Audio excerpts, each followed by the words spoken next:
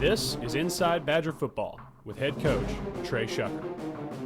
Inside Badger Football is brought to you by Bell Wealth Services, Welch Funeral Home, Austin Wingfield State Farm, Southern Bancorp, Southwest Sporting Goods, the accounting firm of Turner, Rogers, Manning, and Plyler, Taylor King Law, Pricing Company, Doctors Rob and Gary Rucker, Eccles, Thompson, and Kneebone, Certified Public Accountants, Clark County Farm Bureau, South Central Connect, Java Primo, Southwest Auto Collection, R&T Dixon Enterprises, Arkadelphia Tire and Outfitters, Patterson Federal Credit Union, Bats and Signs, Sonic of Arkadelphia, Dairy Queen, Pediatrics Plus, Rise Counseling, and Print Mania. The host of Inside Badger Football is Chase Hartzell. Hello and welcome to this semifinal edition of Inside Badger Football with Trey Shucker. I'm Chase Hartzell, joined as always by Arkadelphia head coach Trey Shucker. Coach Shucker, thanks for joining us. Hey, it's always good to be here, Chase. So we're going to take a look at the semifinals here in just a few minutes, but before that we got to go back to the quarterfinals because this was a big win for Arkadelphia against a talented Rivercrest squad. They really were. Rivercrest is a very, very good football team. They're used to playing this deep in the playoffs. They're very historic, prestigious program. They do a great job over there, and they're well coached. They play physical, and it was a physical game Friday from both sides. And very proud of the way our team handled it and executed overall throughout the course of the game. And with Rivercrest, we'll see it a few times in the clips here, but they have so many weapons that they can use to hurt you, not only through the air, but especially on the ground. And that was really the ground game attack. But Arkadelphia seemed to bode pretty well against that. The defense did a really good job of containing the run, not only to the middle of the field where you usually saw it in games before this, but a lot of the times to the perimeter as well. Yes, and that was their whole deal was, they've had a lot of success on the ground. Number one, you're going to see, he's probably one of the most electric players that we have seen this season. Just a very, very good player, athlete. The quarterback's very good. I know he's a young talent, just very, very athletic and very skilled at a lot of different positions. And then on defense, they were big. They had some linebackers that were physical and knew how to handle, what we do. And they made some things difficult for us, and we're going to see that throughout the highlights. But, just overall, big team win for us. And it was another big team win in terms of points, too, winning by 35 in this one. But the game wasn't always just stored away. For most of the first half, really, it was still in doubt. What was the moment to you that really stood out maybe as this was the moment that the team started to settle in the game? Probably the punt block, honestly. I thought that swung a lot of momentum and really put things in our favor. And from there, we just kind of built off of it and kept going. But the punt block, I think, was really what solidified it. Special teams is something that we take very seriously. To us, special teams is an opportunity to swing momentum, gain momentum, and keep momentum. And then obviously you can score with it also. So anytime there's a chance to put points on the board or keep points from getting on the board, we want to be good at it. And so special teams is a spot that we really take serious and do well at. And we're going to see that punt block here in just a few moments because these are the highlights from the quarterfinal matchup with the Rivercrest Colts.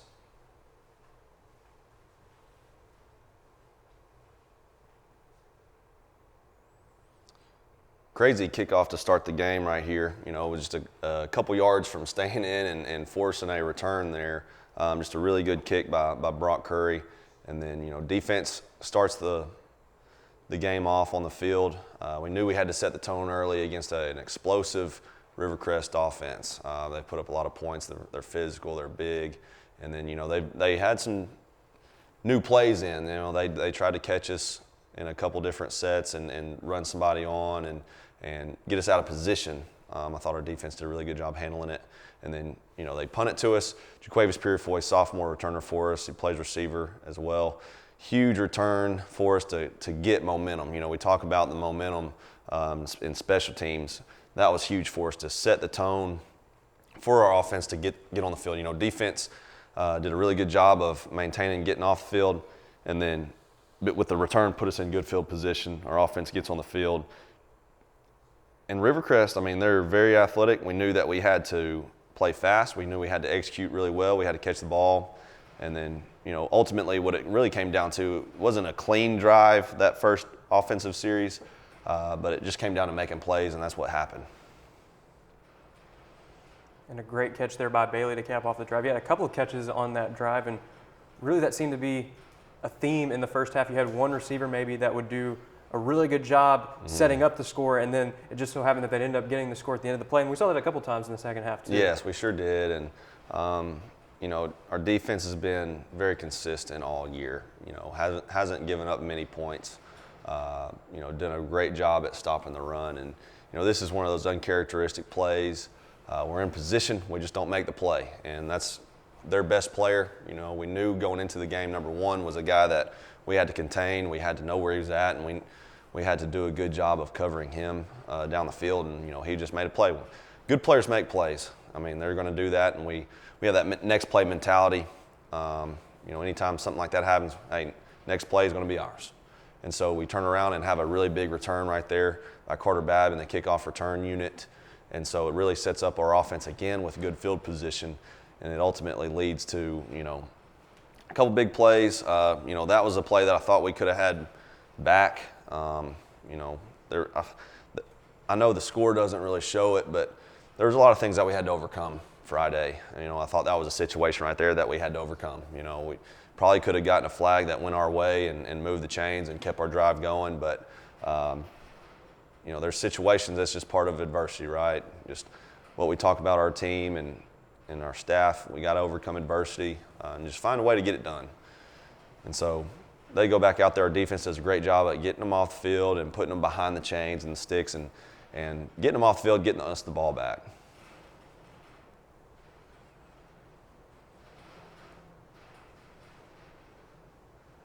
Really big conversion right here. 4th down.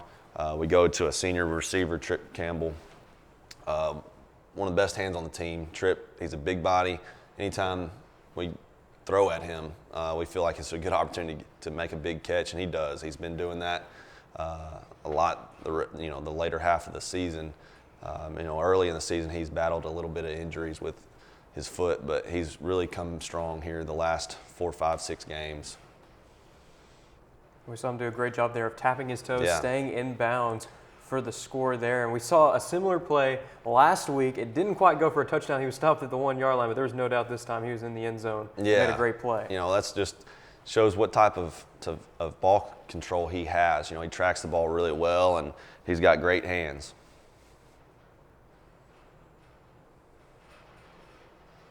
Number one, he's slippery as they come. I mean, he's athletic, he's explosive. We just got to do a good job of taking that extra step. That's one thing that we practiced all week was, we got to take that extra step against him. We got to grab cloth, and we got to get him down. We got to get blue jerseys to the ball. They did a really good job with some double handoffs here. That was one thing that going into it we had not seen a lot of, and so that was a small wrinkle that they had against us that they did a really good job of executing, and ultimately we figured it out. We made adjustments on the sideline, and our defense went out and was able to execute against it. So very, very proud of our guys for being able to recognize and change on the fly. And there weren't a ton of home run plays on this drive, but really it was just a slow, methodical drive where they stayed ahead of the sticks. Yes, and that's the thing. We can't allow big plays. From an offensive standpoint, that's what we want to do. We're trying to create big plays and minimize turnovers. So from a defensive standpoint, it's complete opposite. We're not trying to give up the big play, and we're trying to create a turnover. And that's what we've done a good job of all year. We've done a really good job of forcing teams to turn the football over, and then we've done a really good job of minimizing explosive plays. I know we had that one explosive play earlier in the game, but after that, we did a really good job of minimizing minimizing big plays, explosive plays in meaningful times of the game.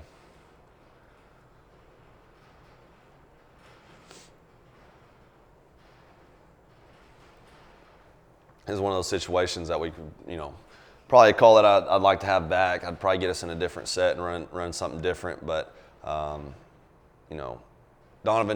trying to make a play happen, just ended up defensively, they did a really good job of forcing us to do something that we hadn't planned for, but they're athletic. I mean, they're a good football team. When you go up against good football teams, there's going to be plays like that you're going to be like, man, I wish I could have that play back, or man, I wish we would have been able to make that play.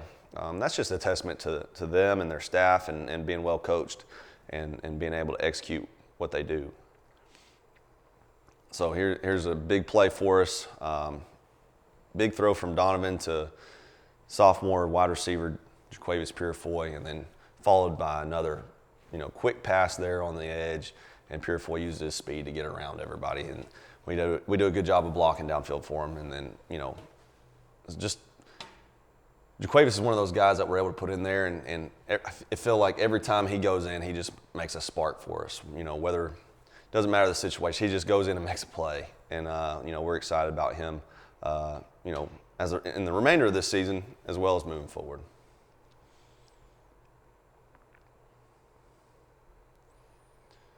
It was a big play for us as well. Michael Brownlee, sophomore safety for us, just getting a hand on the ball. Getting that ball away from the receivers. Big pass breakup for us on 3rd and long, and put them on a 4th down situation, and then getting us the ball back. We weren't able to execute. We had a big ball there, early in that drive. This is the 2-minute situation that we could have hooked up, just missed the opportunity, didn't do it. And so this, went into it halftime, still feeling good about ourselves. We knew that there were situations that we could improve on and change and do better at. We just execute and get in a rhythm, we'd feel really good. So we kind of go back to the same type of deal where how we started the game, getting the ball out and, not making it too difficult. I thought our offensive line did a really good job coming out in the second half and setting the tone for us. You see us, we kept it on the ground often early in the game here, or early in the second half, and ultimately just wore them down. And I thought we played physical throughout the entire game, but especially coming out of halftime, our offensive line really set the tone for us, and big night for them. They did a really good job in the pass pro, giving Donovan time to throw, and then they controlled the line of scrimmage as well in the run game, especially in the second half. Typically you think of the run setting up the pass, but really in this game it felt like the pass was setting up the run a lot of the time in the first half especially, and even into the second half. Rivercrest is a team that's got a lot of size up front. They've got a lot of talent on that defensive front, and they did a great job of containing the run at first, but as you mentioned, it just seemed to break down a little bit after a while, and also having to commit to the pass a little bit more too because of all the talent in the wide receiving core. And of course, Donovan wasn't always a threat to throw it downfield. Absolutely, and here's the punt block right here that I thought swung everything in our favor, and from here we just kind of kept pouring it on. And Nick Williams, safety for us, really did a good job of getting to the ball, takes it off the foot just like we coach it, and that was just a big play for us. And then we turn around and just real quick, I think it was 3 plays maybe, find Latonio Hughes for a touchdown. And so, but yes, I agree with you. Going back to it, the defense really did a good job of just pouring it on from here, and sparking that punt block. I think sparked us, especially our defensive unit, that we were doing a good job of being consistent, but from there, it just seemed like things just started going in our favor. Just like this big interception by Kelber Middleton, his 6th of the year. That's big for any defensive back. Having 6 interceptions is huge. And so Kelber's a very, very good talent. He's a junior for us. He's one of those guys that got quite a bit of playing time last year, and he's experienced. And this late in the year, in his junior year, he's very experienced. So excited about him as well. Offense, put a couple quick plays together, and then we're able to find Jaquavius Purifoy in the flats again. He does a really good job of just using his speed, and we block downfield for him, and he gets in the end zone. Jaquavius is one of those guys. He's very dynamic. We're able to use him as a receiver, but we're also going to hand it to him in certain situations. And he's just one of those guys that anytime he's got the ball, he's very, very good. Cover down unit did a really good job of putting us in good field position defensively, and our defense does a good job of getting them off the field, 3 and out. And then offense gets back on the field, and we talk about, the run game really took over in the second half. Our offense line really put the game on their shoulders from an offensive standpoint. And, our running backs did a really good job of getting to their aim points in the run game and using low shoulder pad level, right as you see right here, breaking a tackle or two, and then just getting in the end zone. I thought both of our running backs that we used Friday, Kyle Reed and then D'Angelo Buckley, did a really, really good job of, just making the play happen. The offensive line really did a good job of opening up holes, and the running backs did a good job of reading it and being quick through the hole.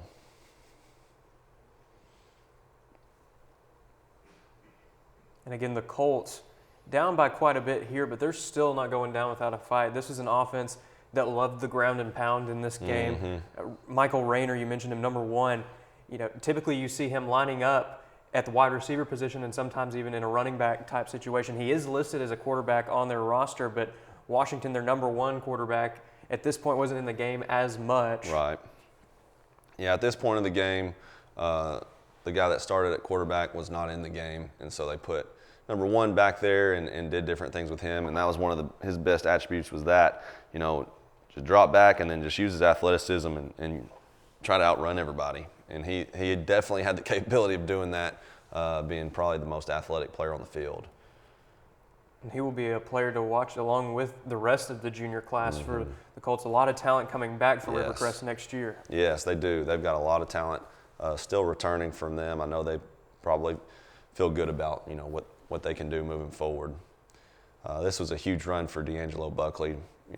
O-line did a really good job of executing the run play, and then D'Angelo did a really good job of making his read, because he's got to read 2 different things right there. He can bang or bounce, and he banged it, got vertical, and then really used his speed to outrun the safety. So just a really good play overall, and I think it was his longest run of the season. Well, speaking of junior talent, D'Angelo Buckley, a prime example of that in this game, running for over 100 yards for the first time this season. He's battled injury a little bit this year, but really had a breakout performance in this one. Jaquavis Purifoy as well. And how important is that to have performances like that from underclassmen along with the seniors when you're going down the stretch in the playoffs like this? Well, it is huge because we do have a lot of production from our senior class.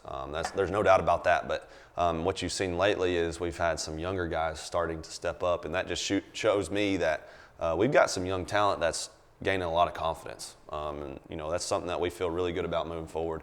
Very even distribution right here, offensive standpoint, and that's what we want. We want to be very dynamic. We want to be aggressive in the pass game, and then be able to be very effective in the run game as well. So we did that. We rushed for over 200 yards Friday in Friday's game. So O-line did a really, really good job, and our running backs are continuing to get better from week to week. Defense, our defense again has been probably the most consistent side of the ball all season. Every week you look on the defensive stat sheet, and there's so many tackles by so many different players. And on good defense, that's how it is, and ours has proven themselves to be one of the best defenses in the state. And we hope to continue to move forward and keep doing better and better every week. So keep bringing the physicality. And again, it just felt like a complete performance in all 3 aspects of the game. You mentioned the offense finding consistency, something that they've had all throughout the playoffs and really down the stretch the entire regular season as well. And then the defense stepping up as they always have this year. But special teams also was a big part of setting the tone, as you mentioned, in this game. Big returns from Jaquavis Purifoy to set up that first touchdown. And then, of course, the punt block that really got the momentum rolling in the second half, and that led to the big momentum boost going down the stretch. Yeah, and special teams is something that we really take serious. We use it as an opportunity to make plays and put points on the board and get good field position and swing momentum, and we take it serious, and our kids do. And so, I thought, in the previous week, that was one thing that, we didn't do as good at, so there was a bigger emphasis on a couple aspects of the game going into this game, and I thought we did a really good job of bouncing back from it. And when you have key performances like that in each of the 3 aspects of the game, it can be hard to pick a Badger player of the week for each one, but that was the task that you had this week. and it is. It's awesome. it does make things difficult when there's so many players, doing so well.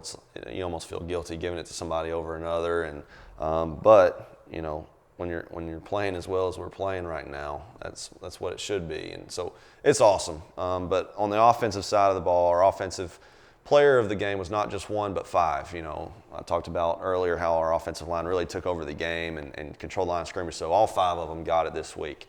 Right tackle Nigel Robinson.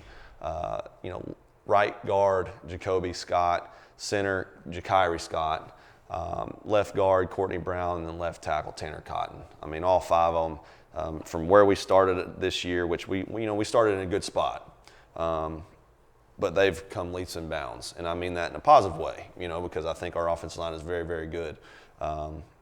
There's just a lot of guys that on that group that haven't got as much playing time in the past, and they've taken it and they've been confident from the very start, and now they're really just taking over and really taking pride in just being dominant, and that's awesome moving forward. So defense is a sophomore DB, Michael Brownlee. He played safety for us this week on the defense. We needed him to move to that spot. Normally he plays corner, but we moved him to safety just given the scheme of what we wanted to do, and Michael took it over. I mean, he really did. He had a phenomenal week of practice. Did a really good job of executing the game plan from his standpoint, and then just went out and made plays. I mean, it's really what it comes down to. He's one of those leading tacklers of the night. Of course, we got a lot of tackles, but he was one of the leading tacklers of the night, and really just was a big difference in the game. Special teams, DB Nick Williams. Nick, this isn't his first time winning this award, and it's because he takes it serious. Anytime we're on special teams, he's out there and he's ready to make a play, and he did. He was the one that forced the punt block. He blocked the punt, and that really just changed the game for us overall. And it just seemed like things happened a lot faster and a lot, not easier, but things went our way a little bit better after that happened. And then our Badger Spirit Award winner is senior defensive lineman Alex Gallen. Alex is one of those guys that has put in so much work over the course of his year. Whenever I first got to RKW, he was a sophomore, and just seeing his progression as a player and as a person, on the field and in the classroom, in the community, he's one of those guys that's come a long way, and he's going to do big things in life after this season. But, just one of those guys that helps us out in any kind of way. He's a good player on the field, and he helps us out on our scout teams. He's, a lot of times in seniors don't really want to help out on scout team, and they think they're kind of above that, but Alex is not that way.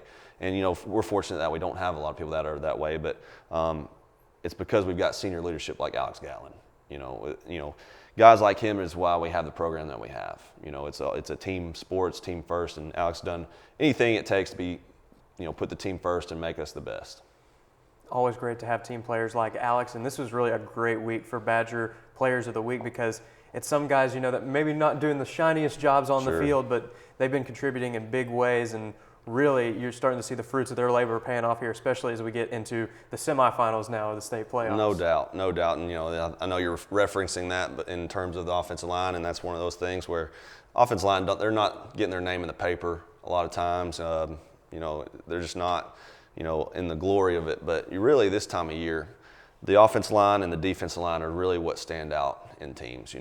When you go up against an offensive line that can handle pass protection and the run game, that's really what sets you apart from an offense standpoint. And then a defense standpoint, when you're going up against a defensive line that can really just set the tone and you can't block them, and it just makes things rough all night.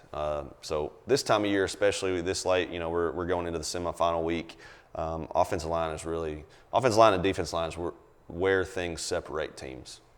It all comes down to that battle of the trenches sometimes, and I'm sure that's going to be the case this next Friday night. But before we get into that matchup with Harding Academy, we're going to take a look at some of the other scores around the conference because it was a great week for the 4A7. We'll see here in just a moment. Malvern was down 21-0 in the third quarter, came all the way back, tied it up near the end of regulation, ended up going to overtime, and they were able to hold the Lumberjacks off of the scoreboard and then score for a touchdown of their own. They're now going to get to host a semifinal game because on the other side, Nashville beating Elkins. That was a shootout in that one, 125 combined points, as you can see right there. And the Scrappers were trailing the Elks for a lot of that game. It was a foggy night up in Elkins, but Nashville, great scoring strike with 6 seconds to go in the ball game, decided to go for 2, could have settled for the tie, ended up going for 2 and ended up winning the ball game after that. So a huge night for the conference, and now 3 of the final 4 teams in the 4A, all out of the 4A7. Yeah, and, you know, it doesn't surprise me, honestly. I mean, our conference historically has been one of the more dominant conferences, and this year really proves it. I mean, it just shows you the type of grind that it takes to win our conference. You know, week in and week out, you know, not only do you have to play one of those teams, but then you got to turn around and play the other one. And then, you know, the rest of our conference is not shown is physical as well. And so when you put it all together, our conference is very tough and they're battle tested. You know, both of those 2 teams proved that Friday night, you know, coming from behind like they did and playing 4 quarters of football and making the other teams play 4 quarters, because that's what it's about. You can win the first half, you can win the third quarter, but, you know, when that clock strikes 0 at the end of the game, you know, whatever the score is, that's the truth of the matter, and you got to play 4 quarters. You got to play 4 complete quarters. And you talked about being down at halftime and all that. That was the situation for Arkadelphia's opponent this week. Harding Academy, they were playing McGee at home, down 14-0 at the half, then coming out of the break, outscoring their opponent 29-7 in that second half. So this is a team that's proved they could put up a lot of points, and they can put up a lot of points in a hurry. You know, what can we expect from this matchup with Harding Academy? Well, they're going to be efficient, you know, on both sides of the ball. They're going to do really good at getting lined up and executing their plays. They're battle tested, just like we talked about. They're going to play 4 quarters of football. I mean, it's going to take 4 quarters of football to win it, and whoever plays the cleanest is really what it comes down to. You know, they've put up a lot of points. They've got some really good wins, and you know, they're battle tested. They're ready. I know it's their first year moving up to 4A, but I think they've proven themselves, you know, to be, you know, effective and very competitive in 4A. You know, they're a good football team. They're well coached. And it should be a really good matchup. You know, they've earned their way to be here, and you know, it should be a really good atmosphere over there. You know, we get to go to Searcy, play in Harding University's field, which is where they play, and then you know, it'll be a fun night. It's also worth mentioning too that Harding Academy and Arkadelphia are both the only 2 undefeated teams left in the 4A, so it's going to be a fun matchup. And Coach, at this point in the postseason, Arkadelphia has gotten to host 3 home playoff games, and it's been great to be with the Badger faithful. I'm sure there's going to be a great turnout in Searcy as well. Yeah. But last year, that wasn't really the case. There was only 1 home game, and you mentioned it, I believe, in a post-game interview after that first win at home in last year's playoff run. You said now's the time to become road warriors. Yeah. You know, some of these players, this will be their first time going on the road in the postseason, but a lot of players, especially that senior class and that junior class even, they've played on the road before in hostile territory. How does that experience translate to this year's season, having that experience playing in hostile territory with the season on the line, and then going in and trying to win, and this time, again, trying to go to a War Memorial Stadium, because this is the last step on the road to the Rock before the Rock. Yeah, and well, it just shows the experience. I mean, that's really what it comes down to. We're experienced on playing in tough games against good opponents on the road, and we've done that before. A lot of our players have been a part of that. They've proven themselves. We've not done it as much this season. We haven't had as many games, but you know, we've had big games this season on the road, and we know to win a championship, you've got to win on the road. You've got to be in big games and go win on the road. And I mean, for us, state championship, if we were to get to War Memorial, it's not our place, you know. So to win a state championship, you've got to be able to win away from your home stadium. And so we know that, and you know, historically we've done a really good job of that, and we hope to do that again this week. And even this season, there have been examples of that. The other 2 teams on the other side of the bracket in the semifinals, both out of the 7-4A, Nashville and Malvern, Arkadelphia won both of those games on the road in the regular season. Sure did, and you know, those are 2 teams that somebody out of those 2 is going to be at War Memorial, and so those were 2 road games for us, and I think that's one of those. Both of those situations are games that battle tests us and makes us prepared for a road game. And Coach, we're going to be hoping for an all 4A7 affair at War Memorial Stadium on December 10th. But before that, this Friday, December 2nd, it'll be a 7 p.m. kickoff between the Harding Academy Wildcats, the hosts, and the Arkadelphia Badgers. We'll see one more look at the matchups Just 2 at this point, down to the semifinals. The other one, that matchup between Nashville and Malvern, should be interesting to see how that one shakes out at Claude Mann Stadium. But it's going to be a great night at First Security Stadium in Searcy, Arkansas. And Coach, we haven't mentioned it yet too, not necessarily any experience with Harding Academy, but you also have some roots in Searcy yourself. What is that going to be like getting to play in the same city where you've coached before? It's going to be fun because I still know and keep up with a lot of people over there, and they're excited about getting to come to the game and support us.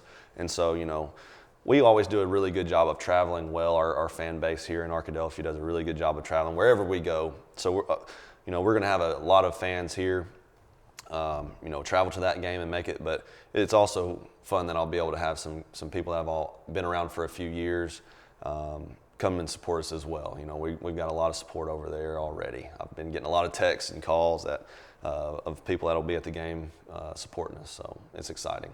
It's going to be a fun night for everybody, and I'm sure that the Badger faithful is going to be there in full support. I'm sure there are going to be some Searcy Lions fans there as well going out to support the team, and we encourage you to go out and support the team yourself. But if you can't, we will have the live stream on ArkadelphiaBadgerTV.com for what's going to be an exciting semifinal matchup in the last game before War Memorial Stadium. But Coach, we'll see you again next week, hopefully, talking about making that trip to War Memorial Stadium for another all 4A7 state championship, something we haven't seen in a few years. Yeah, that's something that one of our goals, but we just got to have a really good week of practice and be prepared for Friday night this week. Well, good luck this week, Coach, and that's going to wrap it up for this week's edition. Thank you again for joining us, as always, and until next time, go Badgers. Go Badgers. Inside Badger Football is brought to you by Bell Wealth Services, Welch Funeral Home, Austin Wingfield State Farm, Southern Bancorp, Southwest Sporting Goods, the accounting firm of Turner, Rogers, Manning, and Plyler, Taylor King Law, Pricing Company, Doctors Rob and Gary Rucker, Eccles, Thompson, and Kneebone, Certified Public Accountants, Clark County Farm Bureau, South Central Connect, Java Primo, Southwest Auto Collection, R&T Dixon Enterprises, Arkadelphia Tire and Outfitters, Patterson Federal Credit Union, Bats and Signs, Sonic of Arkadelphia, Dairy Queen, Pediatrics Plus, Rise Counseling, and Print Mania. Inside Badger Football is produced weekly by the Ouachita Baptist University, Rogers Department of Communications, and the Ouachita Sports Digital Network.